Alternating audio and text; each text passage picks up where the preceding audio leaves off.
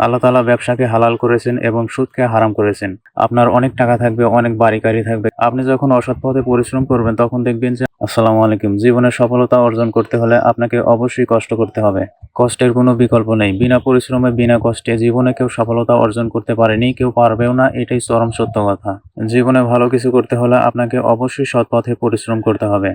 আল্লাহ এবং আল্লাহর রাসূল যা বলেছেন, যা করতে বলেছেন এগুলোর মধ্যেই চরম শান্তি ও কল্যাণ রয়েছে। আপনি যখন অসৎ পথে পরিশ্রম করবেন তখন দেখবেন যে আপনি একটা অশান্তির কারখানা ক্রিয়েট করে নিয়েছেন। আপনি হয়তো সাময়িকভাবে অনেক টাকাই উপার্জন করতে পারবেন, কিন্তু এই টাকাগুলো হবে আপনার অশান্তির একটা মূল কারণ। আপনার অনেক টাকা থাকবে, অনেক বাড়ি-গাড়ি থাকবে, কিন্তু এগুলোকে আপনি উপভোগ করার মতন বা ভোগ করার মতন আপনার ক্ষমতা থাকবে না। সুতরাং সৎ পথে থাকুন এবং সৎ পথে ইনকাম করার চেষ্টা করুন। আর সর্বদা আল্লাহর শুকরিয়া আদায় করুন। আল্লাহ তাআলা ব্যবসাকে হালাল করেছেন এবং সুদকে হারাম করেছেন। তাই আসুন আমরা সবাই উদ্যোক্তা হই এবং ব্যবসা করি। আর যখন আমরা উদ্যোক্তা হব তখনই আমরা আমাদের দেশটাকে অনেক দূর এগিয়ে নিয়ে যেতে পারবো ইনশাআল্লাহ।